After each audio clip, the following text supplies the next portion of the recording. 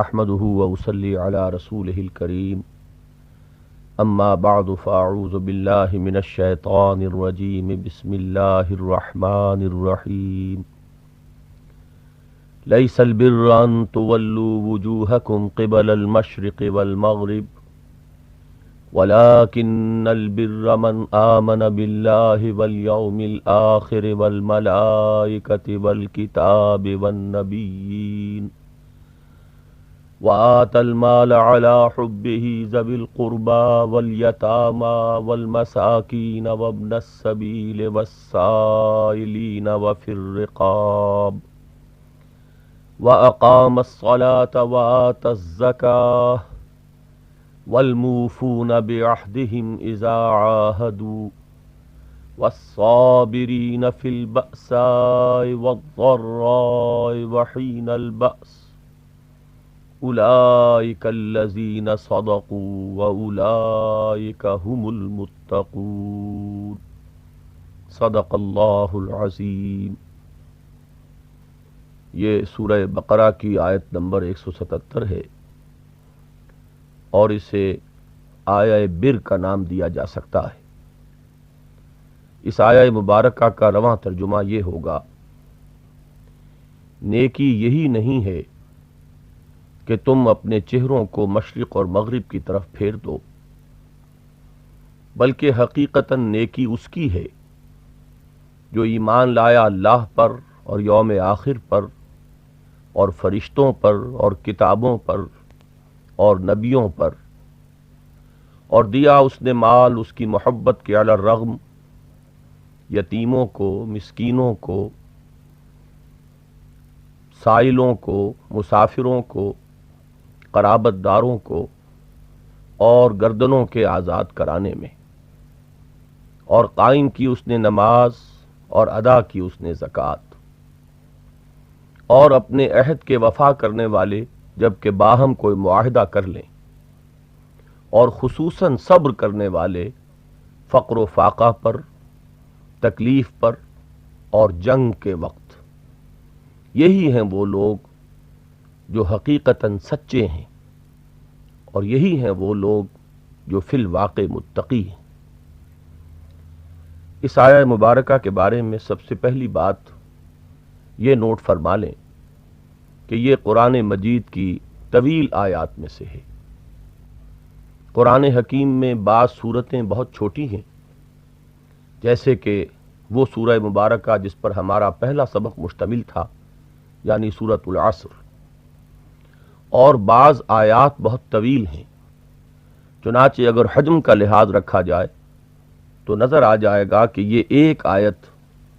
سورہ والعصر سے کئی گنا ہے۔ یہ بات جان لینی چاہیے کہ آیتوں کا تعین، آیتوں کا سورتوں کی شکل میں جمع ہونا اور سورتوں کی باہمی ترتیب، ان میں سے کوئی چیز بھی اجتہادی نہیں ہے۔ بعد میں کسی نے اس میں کسی نحو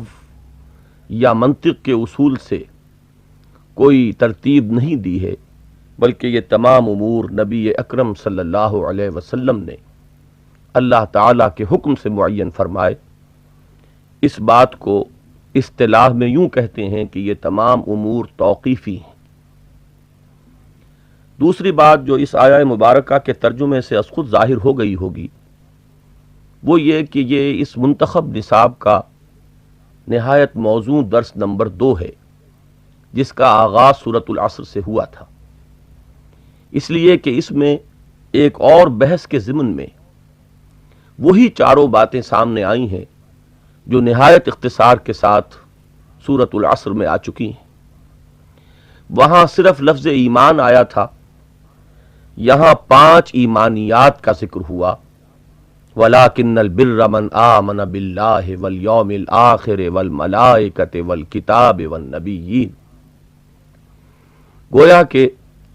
سورۃ العصر میں ایمان کا لفظ ایک بند کلی کی صورت میں تھا،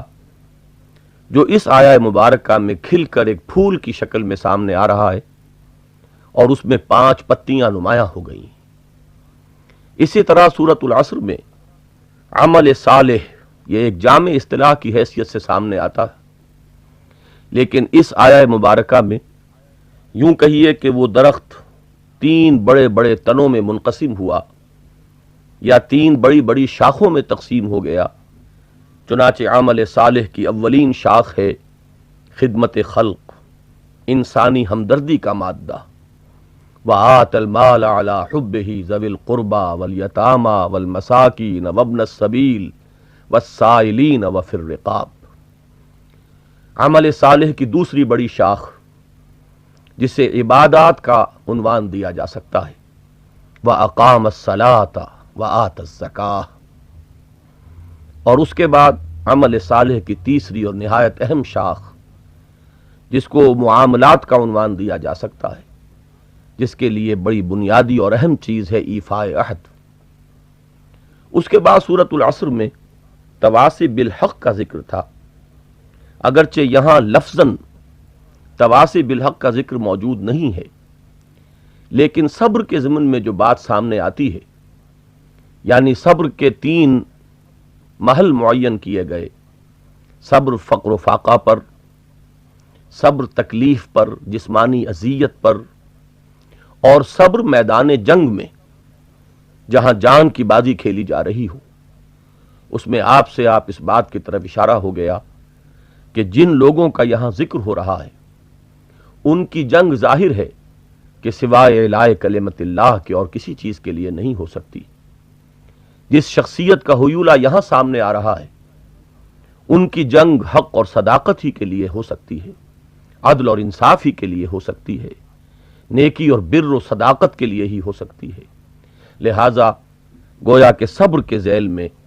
یہاں تواصی بالحق کا ذکر بھی موجود ہے، اگرچہ لفظاً نہیں معنن۔ آخری بات سورۃ العصر میں تواصی بالصبر کی تھی، جس کی یہاں پر تشریح آ گئی۔ اس طرح گویا کہ جو بات سورۃ العصر میں نہایت اختصار کے ساتھ سامنے آئی تھی، اس آیہ مبارکہ میں قدر تفصیل کے ساتھ سامنے آ گئی ہے۔ تیسری بات جو اس آیت مبارکہ کے ترجمے سے واضح ہو جاتی ہے وہ یہ ہے کہ اس کا موضوع ہے نیکی اور اس کی حقیقت۔ چنانچہ اس کا آغاز ہوتا ہے نیکی کے خاص تصور کی نفی سے۔ لیس البر ان تولوا وجوہکم قبل المشرق والمغرب، نیکی یہی نہیں ہے کہ تم اپنے چہروں کو مشرق و مغرب کی طرف پھیر دو، ولکن البر من آمن باللہ والیوم الآخر الی آخر الآیہ، بلکہ حقیقتاً نیکی اس کی ہے جس میں یہ اور یہ اوصاف موجود ہو، جس میں ایمان کی بنیاد ہو، اس بنیاد کا سب سے پہلا مظہر عملی صورت میں خدمت خلق اور انسانی ہمدردی کی صورت میں ظاہر ہو رہا ہو، اس کے بعد عبادات بھی ہوں، حقوق اللہ ادا ہو رہے ہوں، حقوق العباد بھی ادا ہو رہے ہوں، معاملات انسانی صحیح بنیادوں پر استوار ہوئے ہوں، اور پھر یہ ہے کہ حق و صداقت کے لیے، راستی کے لیے اور نیکی کے لیے وہ شخص سربکف میدان جنگ میں آ سکتا ہو۔ معلوم ہوا کہ ایک محدود تصور نیکی کی نفی اور نیکی کا صحیح اور جامع اور ہماگیر تصور پیش کرنا، یہ اس آیہ کریمہ کا موضوع ہے۔ اس موضوع کی اہمیت کی طرف میں چاہوں گا کہ ذرا توجہ فرما لی جائے۔ واقعہ یہ ہے کہ ہر انسان کے ذہن میں نیکی کا کوئی نہ کوئی تصور موجود ہوتا ہے۔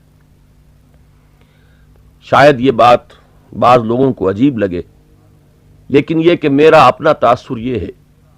کہ جس طرح انسان کی حیات مادی کے لیے ہوا اور پانی ناگزیر ہیں، لازمی ہیں،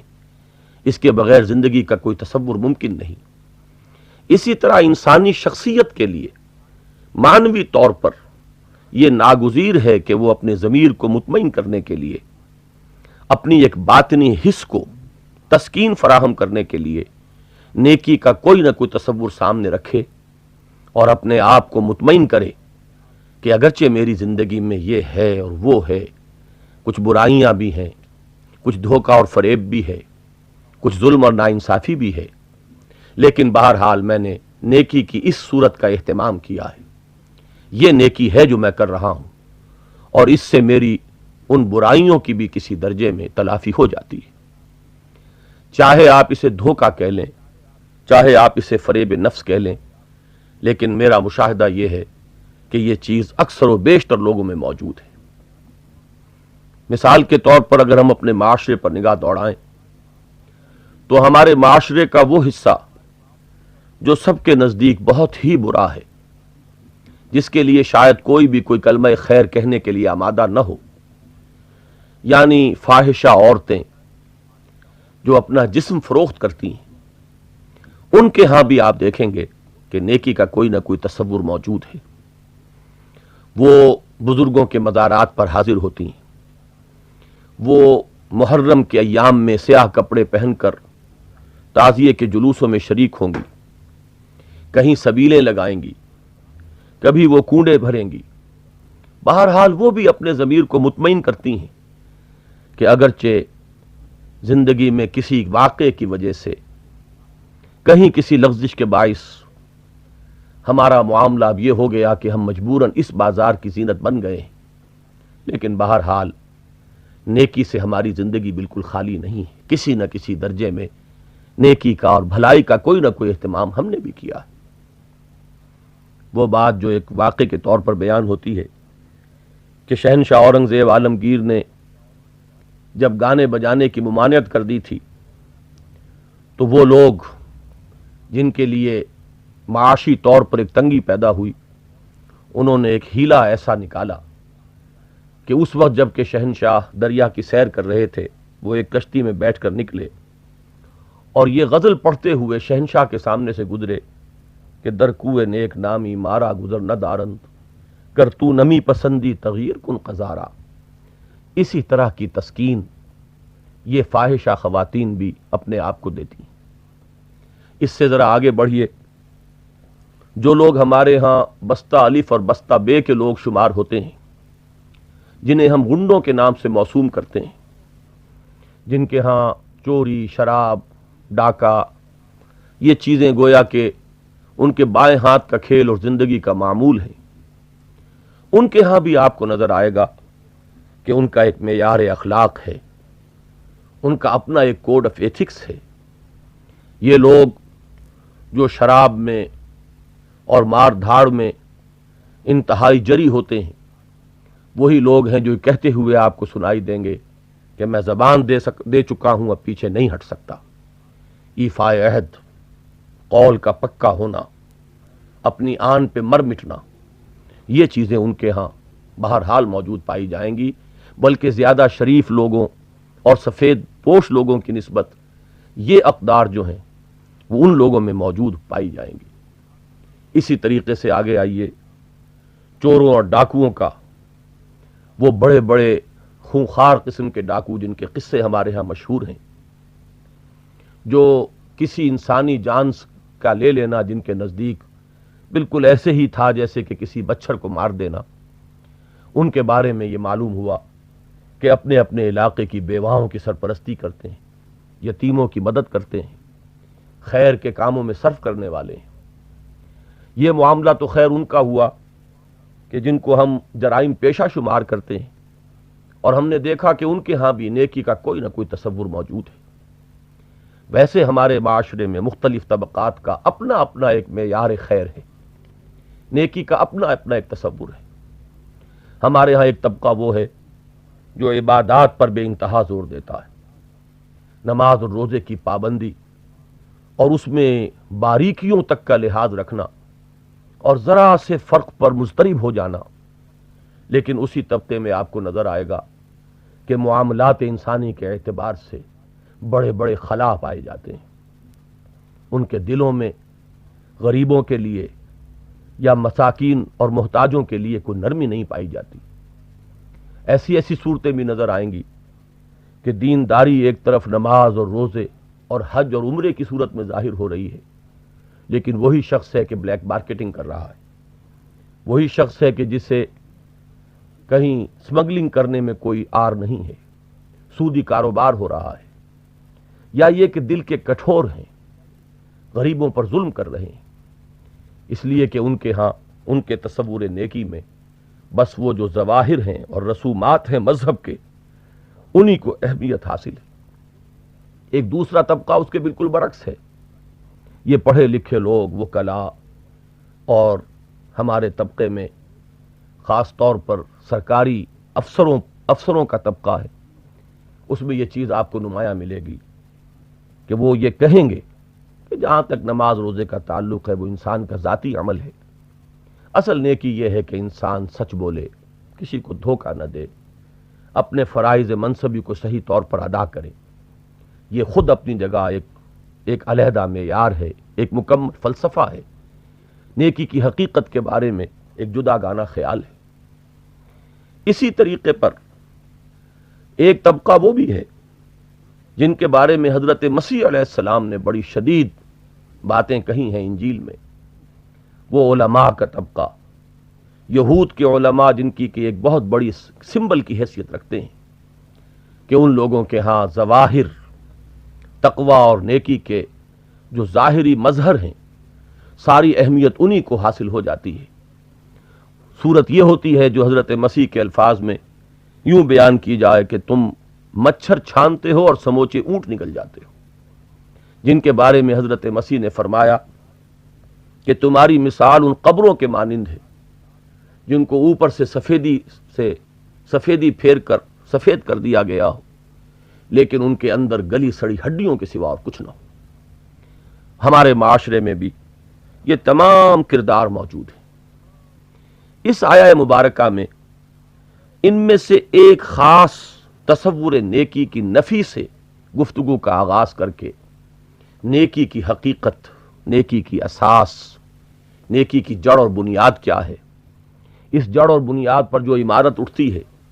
اس میں اہم ترین اور مقدم ترین شے کون سی ہے، نیکی کے مظاہر میں اولیت کسے حاصل ہے، اور پھر اس کے کون کون سے مظہر ہیں۔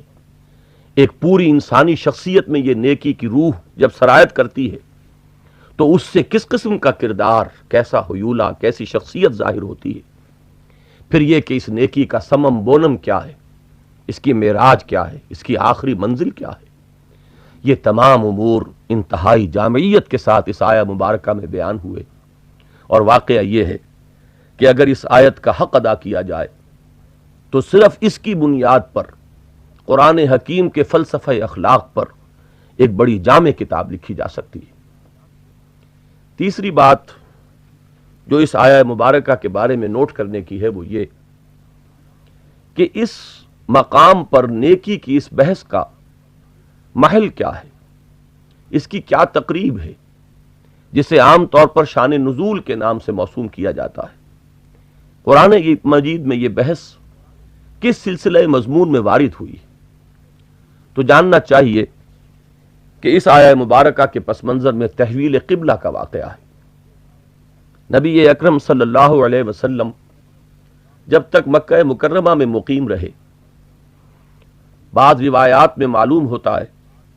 کہ آپ کا معمول یہ تھا کہ آپ نماز پڑھنے کے لیے جب کھڑے ہوتے تو خانہ کعبہ کے جنوبی گوشے میں کھڑے ہوتے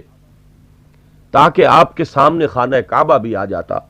اور بیت المقدس بھی اس کی سیدھ میں۔ یہ بات یعنی بیک وقت استقبال قبلتین، دونوں قبلوں کو بیک وقت اپنے سامنے کر لینا،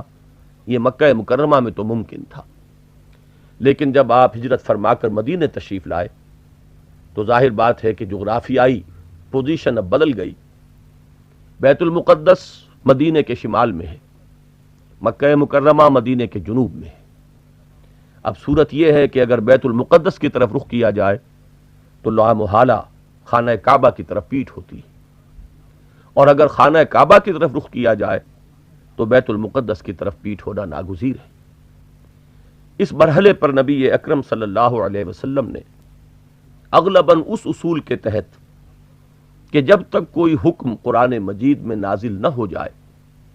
اہل کتاب کے طرز عمل ہی کو اختیار کرنا درست تھا، اس لیے کہ سابقہ کتاب اور سابقہ شریعت انہی کی تھی۔ نبی اکرم صلی اللہ علیہ وسلم نے مدینہ منورہ تشریف لانے کے بعد 16 یا 17 مہینے تک بیت المقدس کی طرف رخ کر کے نماز پڑھی، اگرچہ آپ کو خانہ کعبہ سے بے انتہا محبت تھی اور آپ پر یہ بات بہت گراں گزر رہی تھی، چنانچہ قرآن مجید میں اس کی طرف اشارہ بھی ہے کہ قد نرا تقلب وجهك في السماء فلنولينك قبلة ترضاها، اے نبی ہم آپ کے چہرے کا آسمان کی طرف بار بار اٹھنا دیکھتے رہے ہیں، تو اب ہم آپ کا رخ پھیرے دیتے ہیں اسی جانب، اسی قبلے کی طرف کے جو آپ کو پسند ہے۔ ان الفاظ کے ساتھ تحویل قبلہ کا حکم وارد ہو گیا، فول وجهك شطر المسجد الحرام، تو اب آپ پھیر دیجئے اپنے چہرے کو مسجد حرام کی جانب۔ نبی اکرم صلی اللہ علیہ وسلم نے اور آپ کے اتباع میں صحابہ کرام نے اب نماز خانہ کعبہ کی طرف رخ کر کے پڑھنی شروع کر دی۔ اس پر یہود نے پروپیگنڈے کا ایک طوفان اٹھا دیا، یہ کیسے نبی ہیں جن کا قبلہ ہی معین نہیں، یہ کبھی شمال کی طرف رخ کر کے نماز پڑھتے ہیں اور کبھی جنوب کی طرف رخ کر کے نماز پڑھتے ہیں۔ یہ بات سادہ لوح لوگوں کے لیے واقعتاً بڑی وزنی تھی۔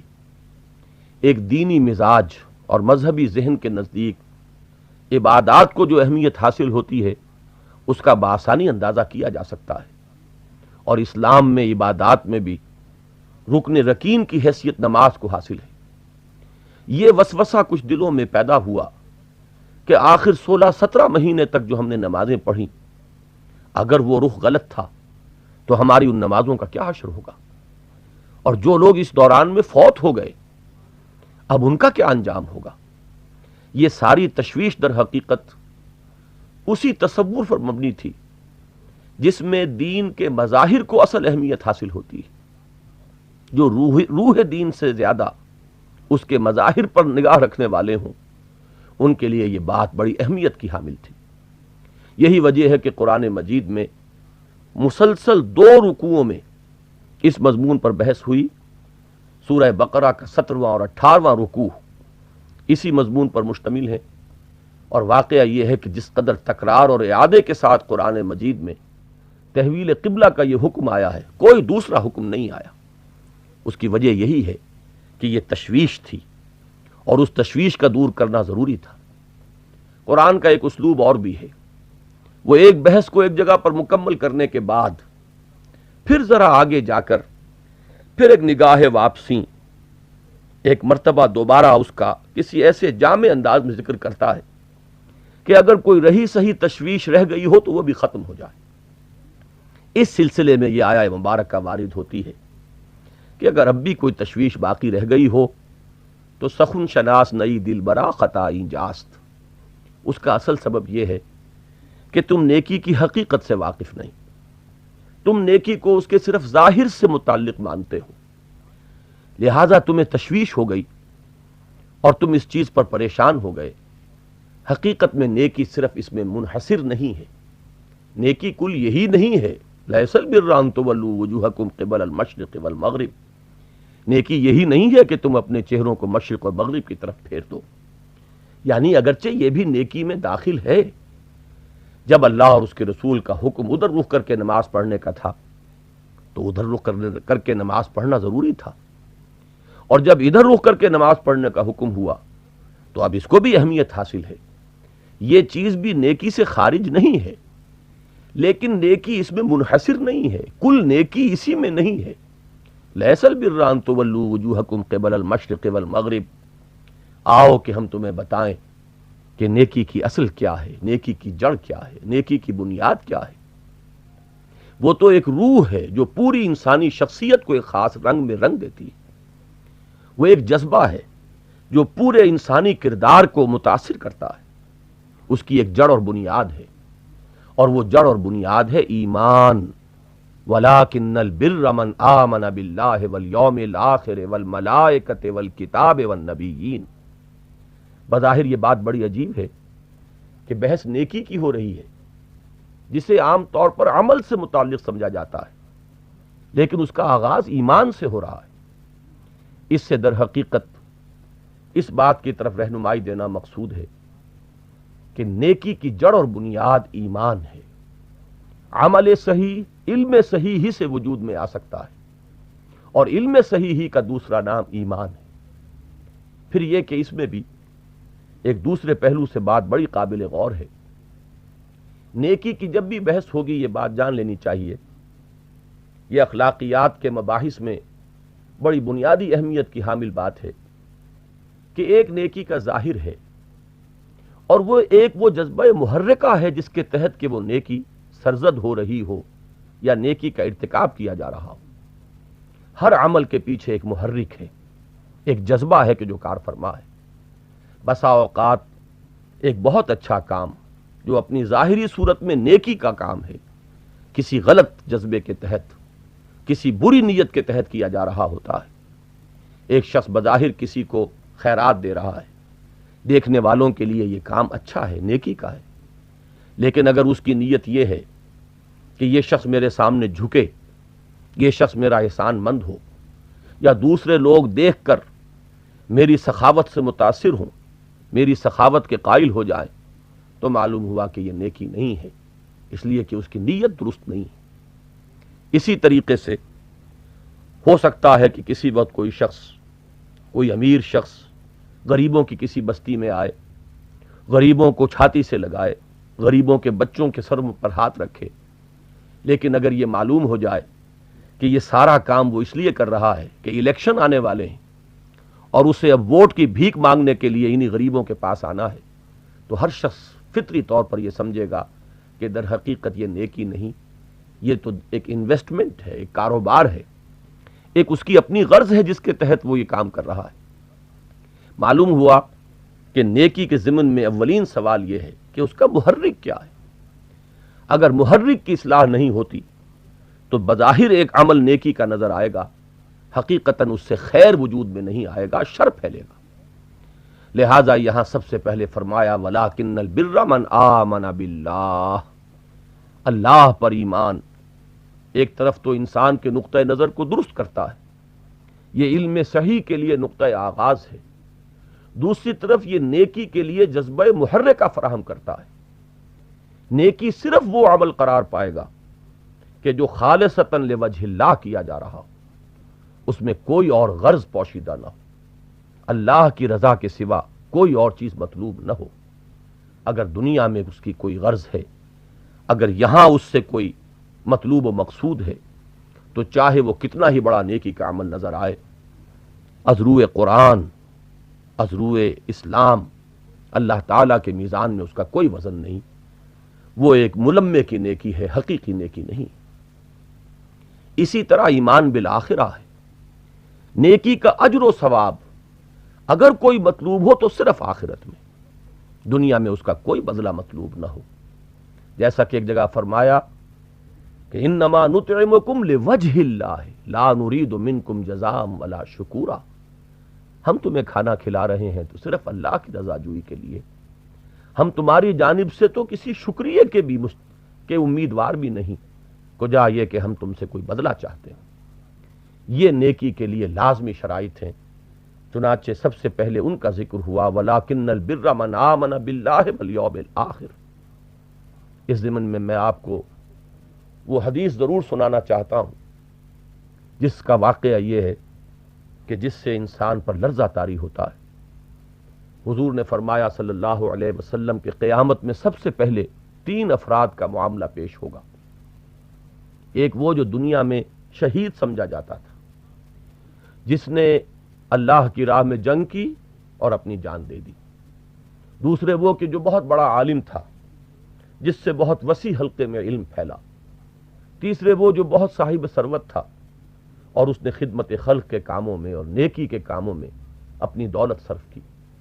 اللہ تعالیٰ ان پر پہلے اپنے احسانات جتائے گا، میں نے تمہیں یہ دیا، تمہیں یہ دیا،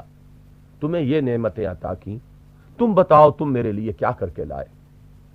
وہ جو دنیا میں شہید سمجھا جاتا تھا وہ کہے گا اے اللہ میں نے تیری راہ میں جنگ کی اور اپنی جان دے دی تاکہ تو راضی ہو جائے۔ جواباً ارشاد ہوگا کذبت، تو نے جھوٹ کہا، انک قد قاتلت لأن یقال جریء، تو نے جنگ اس لیے کی تھی کہ تیری جرت اور شجاعت اور بہادری کے ڈنکے بج جائیں۔ فقد قیل، اور وہ کہا جا چکا، تیرا مطلوب و مقصود تجھے مل چکا، تیری شجاعت کے ڈنکے بج چکے، اب یہاں تیرے لیے کچھ نہیں ہے۔ اس کے بعد فرشتوں کو حکم ہوگا اور وہ اس کو منہ کے بل گھسیٹتے ہوئے جہنم میں جھونک دیں گے، اور یہی حشر ہوگا اس عالم کا بھی کہ جس سے بہت علم پھیلا، اور اس دولت مند کا بھی کہ جس نے خدمت خلق اور نیکی اور خیر کے کاموں میں بڑی دولت صرف کی۔ معلوم ہوا کہ اصل چیز وہ محرک ہے۔ یہی وہ حدیث ہے کہ جس سے اکثر کتب حدیث کا آغاز کیا ہے محدثین کرام نے۔ حضرت عمر رضی اللہ تعالیٰ اس کے راوی ہیں، انما الاعمال بالنیات، حضور نے ارشاد فرمایا اعمال کا، نیکیوں کا دار و مدار نیتوں پر ہے۔ وانما لکل امرئ ما نویٰ، اور ہر انسان کو وہی کچھ ملے گا جس کی کہ اس نے نیت کی ہوگی۔ یہ پوری حدیث اس قابل ہے کہ اس کا ترجمہ میں سامنے رکھا جائے، لیکن وقت کی کمی کے باعث میں اختصار کر رہا ہوں۔ بہرحال نیکی کی بحث میں اولاً ایمان کے ضمن میں گویا کہ محرک عمل انسانی نیت، وہ جذبہ کہ جس سے اس نیکی کا صدور ہو رہا ہو، اس کی اہمیت کو سب سے پہلے بیان کیا گیا۔ اس کے بعد کے 3 ایمانیات، والملائکۃ والکتاب والنبیین، ملائکہ اور کتب اور انبیاء، ان کو جمع کر دیا جائے تو یہ ایمان بالرسالت ہے۔ نیکی کی بحث سے رسالت کا کیا تعلق ہے، اس پر غور کیا جانا چاہیے۔ واقعہ یہ ہے کہ نیکی ایک جذبہ ہے، اور جذبہ بنیادی طور پر اندھا ہوتا ہے۔ اس میں حد اعتدال سے تجاوز کا مادہ موجود رہتا ہے۔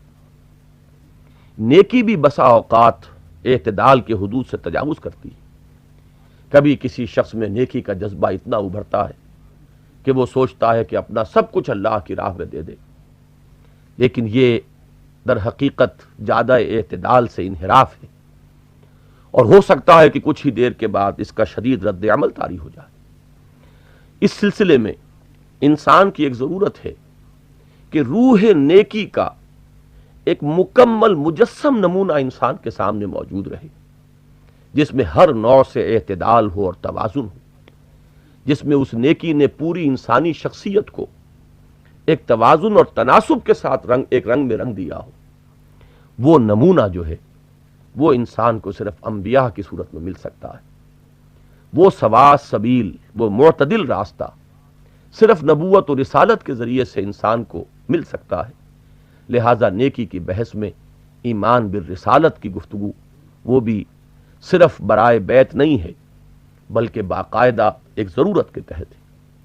اس ضمن میں ایک واقعہ آتا ہے نبی اکرم صلی اللہ علیہ وسلم کی حیات طیبہ کا، کہ 3 حضرات ازواج مطہرات کی خدمت میں حاضر ہوئے، اور انہوں نے حضور کی نفلی عبادات کے بارے میں سوال کیا۔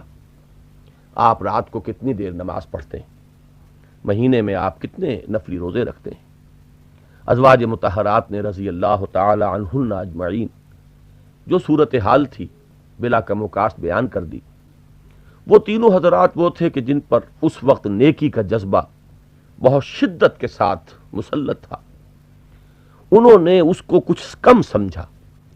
لیکن بہرحال اپنے دل کو مطمئن کرنے کے لیے یہ کہا کہ نبی اکرم صلی اللہ علیہ وسلم کا معاملہ تو اور ہے، آپ کی تو کوئی خطا ہی نہیں، آپ معصوم ہیں، پھر اگر کوئی خطا ہو بھی امکاناً تو اس کی پیشگی معافی کا وعدہ ہو چکا ہے، ہمارے لیے اتنی عبادت کافی نہیں۔ ایک نے کہا کہ میں پوری رات نماز پڑھا کروں گا، اپنی کمر بستر سے نہیں لگاؤں گا۔ دوسرے نے کہا میں ہمیشہ روزہ رکھا کروں گا، کبھی ناغہ نہیں کروں گا۔ تیسرے نے کہا کہ میں گھر گھرستی کا بکھیڑا مول نہیں لوں گا، بلکہ میں تو تجرد کی زندگی بسر کروں گا۔ حضور کو جب اس کی اطلاع پہنچی آپ غضبناک ہوئے، آپ نے ان کو بلایا اور آپ نے اظہار خفگی فرمایا، اور آپ نے ارشاد فرمایا کہ خدا کی قسم میں تم میں سب سے زیادہ اللہ سے ڈرنے والا ہوں، لیکن میرا طریقہ یہ ہے کہ میں رات کو سوتا بھی ہوں اور نماز بھی پڑھتا ہوں، میں نفلی روزے رکھتا بھی ہوں اور نہیں بھی رکھتا، اور میں نے شادیاں کی ہیں، میں بال بچوں والا ہوں۔ فمن رغب عن سنتی فلیس منی، تو جس کو میری یہ سنت، میرا یہ طریقہ پسند نہیں ہے، اس کا مجھ سے کوئی تعلق نہیں۔ یہ ہے در حقیقت وہ اعتدال جس کے لیے انسان محتاج ہے کہ وہ نبوت و رسالت کا دامن تھامے۔ تو جہاں ایمان باللہ اور ایمان بالآخرہ یہ نیکی کو صحیح جذبہ محرک عطا کرتے ہیں، وہاں ایمان بالرسالت نیکی کے لیے قالب مہیا کرتا ہے، ایک وہ مجسمہ کہ جو نمونہ بن سکے ہمیشہ ہمیش کے لیے۔ لقد کان لکم فی رسول اللہ اسوۃ حسنہ، یہ معیار ہے، اس پر پرکھ کر دیکھا جائے گا کہ کہیں وہ نیکی کا جذبہ غیر معتدل تو نہیں ہو گیا، کہیں اس میں عدم توازن تو پیدا نہیں ہو گیا۔ اس کے بعد اب اس روح نیکی کا ظہور ہے انسان کے اعمال میں۔ نیکی کے عملی مظاہر میں اولین ہماری عام ترتیب یا ہماری عام سوچ کے خلاف نماز اور زکوٰۃ جو ارکان اسلام ہیں ان کو مؤخر کر کے سب سے پہلے ذکر کیا گیا انسان کا اپنا مال صرف کر سکنا، وہ مال جو اسے طبعاً محبوب ہے، جس کی محبت اس کے دل میں رچی بسی ہوئی ہے، علی حب ہی، اس مال کی محبت کے علی الرغم انسان اس کو صرف کر سکتا ہو اپنے قرابت داروں پر، یتیموں اور مسکینوں پر، مسافروں پر، ان پر کہ جو کسی مخمصے میں گرفتار ہو گئے ہوں، چاہے وہ غلامی کے بندھنوں میں بندھے ہوئے ہوں اور چاہے وہ کہیں قرض کے کسی جال میں جکڑے گئے ہوں، ان سب کو اگر جمع کیا جائے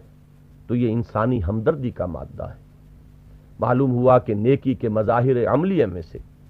سب سے پہلا، اہم ترین، اولین اور مقدم ترین یہ انسانی ہمدردی کا جذبہ ہے۔ یہ ہے تو نیکی ہے، اور یہ اگر نہیں ہے تو میں صاف عرض کر رہا ہوں دینداری ہو سکتی ہے، ایک شخص زاہد ہو سکتا ہے، عابد ہو سکتا ہے، لیکن اگر یہ چیز موجود نہیں ہے تو نیک نہیں ہو سکتا، اس لیے کہ ہر لفظ کا اپنا ایک مفہوم ہے، عابد کا ایک مفہوم ہے، زاہد کا اپنا ایک تصور ہے، عالم ہونا اور ہے، مفسر یا محدث ہونا اور ہے، اور نیک ہونا اور ہے۔ نیکی کے لیے شرط اولین ایمان کے بعد اس کے عملی مظاہر میں سے وہ انسانی ہمدردی کا جذبہ ہے۔ اگر یہ مادہ ہے تو وہ انسان نیک ہے، ورنہ نہیں۔ یہی بات قرآن مجید میں چوتھے پارے کی پہلی آیت میں بڑے واشگاف الفاظ میں بیان ہوئی، لن تنالوا البر حتی تنفقوا مما تحبون، تم نیکی کی مقام کو پہنچ ہی نہیں سکتے جب تک کہ تم صرف نہ کر سکو، خرچ نہ کر سکو اللہ کی راہ میں اس چیز میں سے کہ جو تمہیں پسند ہے، پرانی اور بوسیدہ اشیاء نہیں کہ وہ کسی مانگنے والے کو دے ڈالی جائیں، بجائے اس کے کہ وہ کوڑی کے ڈھیر پر پھینکی جائیں، کسی مانگنے والے کو دے کر گویا کہ حاتم طائی کی قبر پر لات ماری جائے، کوئی اذکار رفتہ اشیاء نہیں، وہ چیزیں کہ جو محبوب ہیں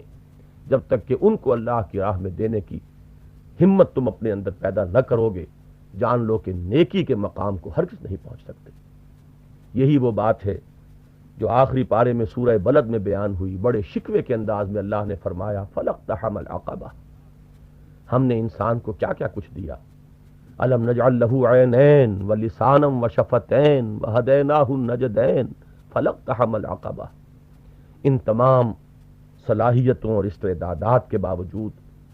وہ گھاٹی میں نہ گھس سکا۔ وما ادراک ما العقبہ، اور تمہیں معلوم ہے وہ گھاٹی کون سی ہے؟ فک رقبۃ، کسی گردن کا آزاد کرا دینا، کسی غلام کو غلامی کے بندھن سے چھڑوا دینا، او اطعام فی یوم ذی مسغبۃ، یا کھانا کھلانا قحط کے دنوں میں جبکہ خود اپنے لیے معاش اور غذا کے لالے پڑے ہوئے ہوں، کسی یتیم کو کہ جو قرابت دار بھی ہے، کسی مسکین کو کہ جو خاک میں رل رہا ہے۔ یہ ہے اصل نیکی، یہ ہے نیکی کا شاہ درہ کہ اگر اس وادی کو انسان عبور کر جائے،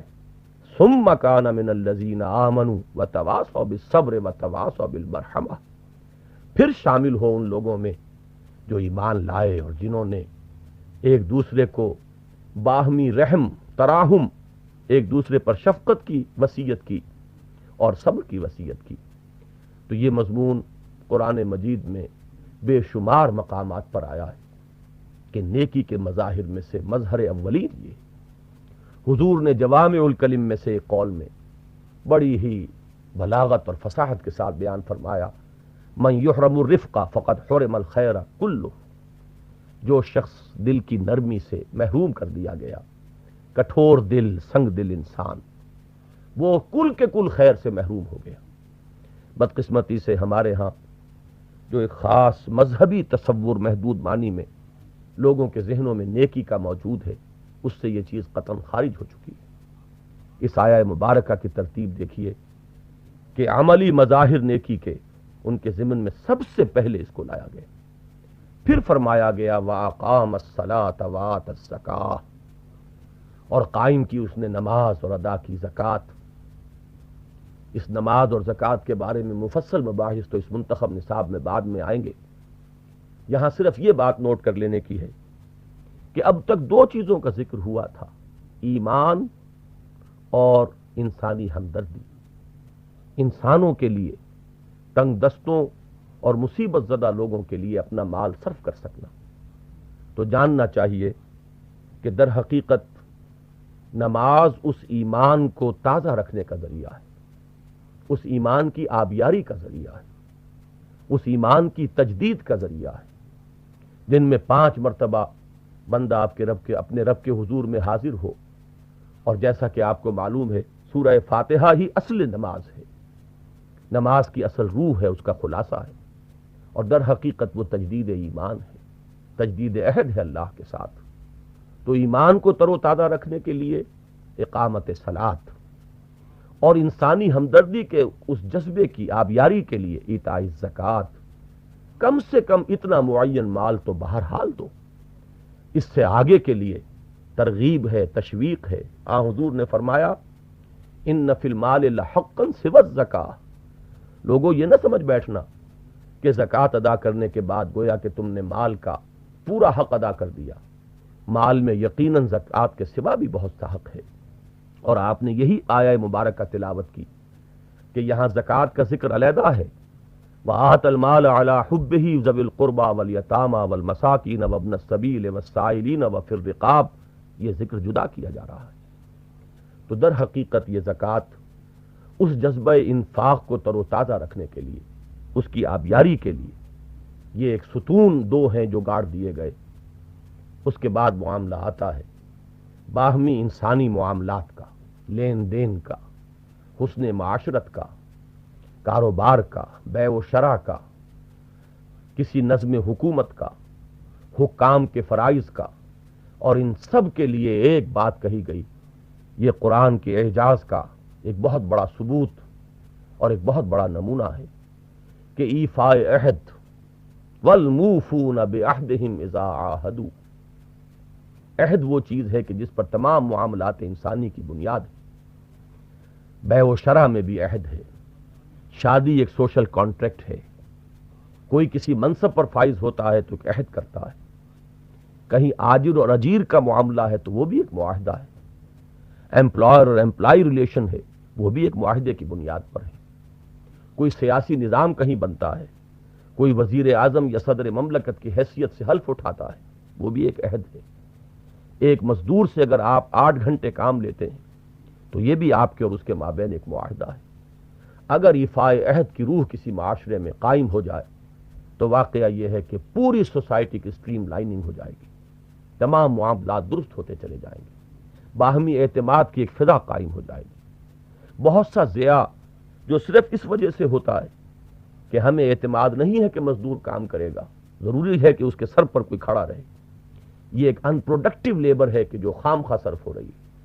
صرف اس وجہ سے کہ معلوم ہے کہ مزدور کام نہیں کرے گا، الا ما دمت علیہ قائما، الا یہ کہ اس کے سر پر کھڑے رہو۔ تو ایفاء عہد نبی اکرم صلی اللہ علیہ وسلم کا ایک جامع ارشاد ہے۔ حضرت انس ابن مالک رضی اللہ تعالی عنہ فرماتے ہیں کہ شاذ ہی کبھی ایسا ہوا ہوگا کہ حضور نے ہمیں خطبہ ارشاد فرمایا ہو اور اس میں یہ الفاظ نہ فرمائے ہوں کہ لا ایمان لمن لا امانت لہ ولا دین لمن لا عہد لہ، جس میں امانت نہیں اس کا کوئی ایمان نہیں، اور جس میں ایفاء عہد نہیں اس کا کوئی دین نہیں۔ اس کے بعد آتا ہے اس پوری بحث کا نقطہ عروج، کلائمیکس، یہ گویا کہ سمم بونم ہے اسلام کے نظریہ اخلاق میں، ہائیسٹ ورچو، ہائیسٹ گڈ، جو خیر اعلیٰ ہے اس کا تصور، اور یہ ہے صبر، حق کے لیے، صداقت کے لیے، اسلام اس نیکی کا قائل نہیں ہے جو بدی کے مقابلے میں مرعوب ہو جائے. اسلام اس نیکی کا قائل ہے جو بدی کے نگاہوں میں آنکھوں میں آنکھیں ڈال کر اس کا مقابلہ کرے، اس سے پنجہ آزمائی کرے، جو بدی کے استیصال کے لیے جان اور مال کی بازی کھیل جائے، ایثار اور قربانی دے. وہ بدھ مت کا بھکشوؤں کا تصور نہیں ہے، وہ عیسائیوں کا صرف تبشیر کا پہلو لیے ہوئے نظام تبلیغ نہیں ہے، بلکہ اسلام نیکی کا وہ تصور پیش کرتا ہے کہ جس پر کاربند ہو کر انسان اس دنیا میں حق کا پرچارک بنے، نیکی کا بول بالا کرنے کے لیے اور بدی کے استیصال کے لیے اپنی جان اور مال کھپانے کے لیے تیار ہو جائے. اس کے لیے جب فاقہ آئے تو اس کو جھیلے، جب جسمانی اذیت کا معاملہ ہو اس کو برداشت کرے، اور جب وقت آئے اور ضرورت داعی ہو تو انسان اپنی نقد جان کو ہتھیلی پر رکھ کر میدان میں حاضر ہو جائے اور اس راہ میں جان دے دینے کو اپنے لیے سب سے بڑی کامیابی تصور کرے. یہ ہے وہ سمم بونم، یہ خیر اعلیٰ کا تصور جس کو سورہ صف میں یوں بیان فرمایا کہ ان اللہ یحب الذین یقاتلون فی سبیلہ صفا کانہم بنیان مرصوص. اللہ کو تو محبوب ہیں اپنے وہ بندے جو اس کی راہ میں قتال کرتے ہیں، جنگ کرتے ہیں، اس طرح صفیں باندھ کر گویا کہ سیسا پلائی ہوئی دیوار ہے. اسی انداز کو علامہ اقبال نے لیا ہے، محبت مجھے ان جوانوں سے ہے ستاروں پہ جو ڈالتے ہیں کمند. یہ ہے نیکی کا تصور قرآن مجید کے نزدیک. آخر میں فرمایا اولئک الذین صدقوا، نیکی کے دعوے دار تو بہت ہیں، نیکی کے تصورات تو بہت ہیں، نیکی کے من گھڑت معیارات لوگوں نے نہ معلوم کتنے بنا لیے. حقیقت میں یہ ہیں لوگ جو اگر نیکی کا دعویٰ کریں تو اس میں سچے ہیں، اور حقیقت میں یہ ہے وہ لوگ کہ جو متقی ہیں. نیکی کی حقیقت جاننے کے ساتھ ساتھ تقویٰ کے تصور کو بھی جان لو، اور اس میں بھی اگر کوئی غلطی ہے تو تصحیح کر لو. تم تقویٰ کو انسان کے ظاہر سے متعلق سمجھتے ہو، وضاقتہ اور لباس سے متعلق جانتے ہو، حالانکہ تقویٰ وہ روح ہے کہ جو پوری انسانی شخصیت کے اندر رچ بس کر ایک ایسا کردار پیدا کرتی ہے جس میں باطن میں ایمان کا نور ہے اور جس کی شخصیت میں انسانی ہمدردی ہے، حقوق اللہ کا التزام ہے، معاملات انسانی کی درستگی ہے، اور حق و صداقت کے لیے اور نیکی و خیر کے لیے جان اور مال کا صرف کرنا ہے. اللہ تعالی ہم سب کو نیکی کی صحیح حقیقت کو سمجھنے اور اس معیار پر پورے اترنے کا ارادہ کرنے کی توفیق عطا فرمائے. وآخر دعوانا ان الحمد للہ رب العالمین.